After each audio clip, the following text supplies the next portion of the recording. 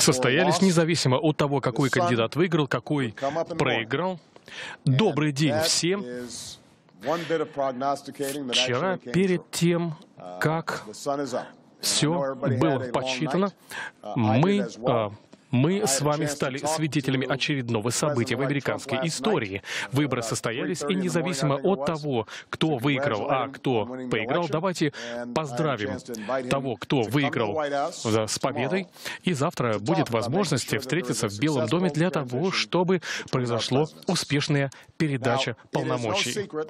Конечно, не секрет, что избранный президент и я придерживаемся различных точек зрения, но будем помнить, что 8 лет назад у нас с президентом Бушем тоже были серьезные разногласия по ряду вопросов. Однако команда президента Буша была и дружелюбной, и профессиональной для того, чтобы такая передача власти состоялась без проблем. Это и было осуществлено.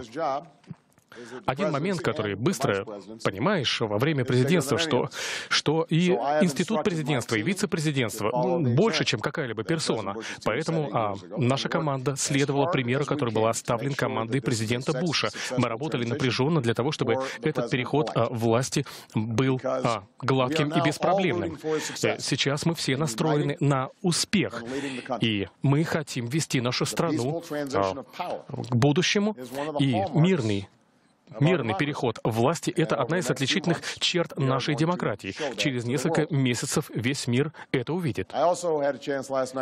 Также вчера я говорил с госсекретарем госпожой Клинтон, и я очень горжусь тем, что она проделала.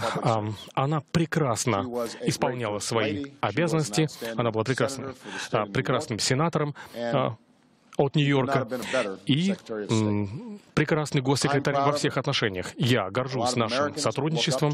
Многие американцы берут с нее пример. И тот факт, что она баллотируется на президентский пост, это историческое событие. И мы видим, что достижения в политическом поле на самом высоком уровне, я вполне уверен, что и прекрасная работа будет продолжаться здесь, в США и повсюду в мире. Ну, конечно, когда проигрываешь в выборах, это нелегко принять. Но в конечном итоге нам нужно помнить, что все мы в одной команде. И это не разрывный факт. Мы сначала не просто демократы или республиканцы, мы прежде всего американцы. Мы прежде всего патриоты. И мы все хотим самого лучшего для нашей страны. И вот что я слышал в комментариях господина Трампа вчера. Это то, что я слышал во время нашего разговора с ним. Это было сказано напрямую. И это было отрадно слышать. Это то, что нужно нашему народу. Это ощущение единства, ощущение включенности всех в этот общий процесс, проявление уважения к нашим национальным институтам, к образу жизни, верховенству закона и уважение друг к другу. Я надеюсь, что он будет поддерживать такую атмосферу в переходный период, и надеюсь, что именно таким образом его президентство будет начато. Я также сказал своей команде сегодня, что им не стоит унывать, потому что та великолепная работа, которая была ими проделана за истекший период, часто она делалась без какого-либо внимания и поддержки. Это работа в различных агентствах, организациях. Это работа в тени для того, чтобы правительство работало более эффективно, чтобы оно оперативнее реагировало на текущую ситуацию, чтобы оно было более эффективно, для того, чтобы оно предоставляло услуги более высокого качества. Вот эта замечательная работа передается следующему президенту. Страна стала сильнее, чем та, которой она была 8 лет назад. Поэтому либо проигрыш, либо победа в выборах — это не самое главное. И все в моей команде должны поддерживать это ощущение гордости за все, что было соделано к настоящему моменту. И считаю, что такое же настроение должны придерживаться все американцы. Мы должны продолжать укреплять эти достижения. Учителя в школах, врачи в больницах, малый бизнес, все, кто начинает какое-то дело или инициативу, необходимо должным образом обращаться с сотрудниками. И вся та важная работа, которую проделывают мамы, папы, семьи, каждый день, различные общины, все, что происходит в каждом штате, это работа для того, чтобы наш союз стал еще лучше.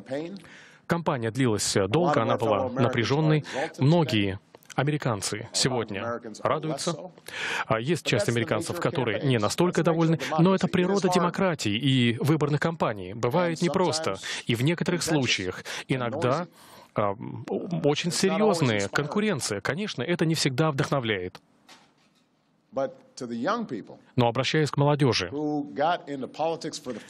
тем, кто впервые так или иначе столкнулся с политикой, и, возможно, вы не удовлетворены результатами, я хочу, чтобы вы помнили о том, что необходимо поддерживать в себе боевой дух. Не впадайте в цинизм. Никогда не допускайте мысли, что вы не в силах что-то изменить. Секретарь Клинтон сказала, что стоит бороться за то, что верно, за то, что право. И иногда ты проигрываешь в споре, иногда ты проигрываешь выборы. И тот путь, по которому прошла эта страна, это была не прямая линия, а скорее зигзаг. И в некоторых случаях мы двигались так, как некоторым казалось, что мы движемся вперед, а кому-то казалось, что это откат назад. Но это нормально.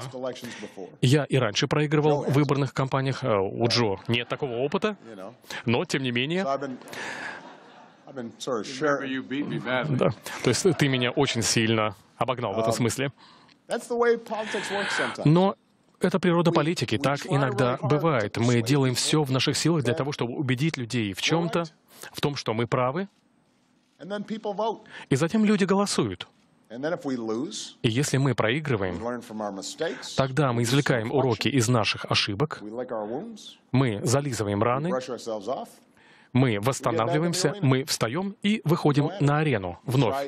Мы пробуем еще напряженнее, работаем еще больше. Дело в том, что все мы движемся вперед, исходя из того, что мы доверяем друг другу, как граждане. Потому что вот такая посылка, исходная посылка доброй воли, это основа жизнеспособной демократии. Таким образом, эта страна развивается уже более 200 лет. Мы раздвигали границы, мы расширяли свободу по всему миру. Таким образом, мы обеспечивали те свободы, на которых основана эта страна, и которые являются неотъемлемой частью жизни наших граждан. И вот почему я выражаю всякую уверенность, что этот пройденный путь, невероятный путь, который прошли американцы, будет продолжаться. И я буду делать все, что в моих силах, для того, чтобы и следующий президент преуспел в этом. Я говорил раньше, что я рассматриваю эту работу как реле, как командный забег. Ты берешь эстафетную палочку и бежишь, и затем в какой-то момент передаешь ее следующему бегуну. Ты продвинулся немножко вперед. И я могу сказать, что теперь вот эта передача этой эстафетной палочки должна пройти успешно, потому что в конечном итоге мы все в одной команде. Спасибо большое.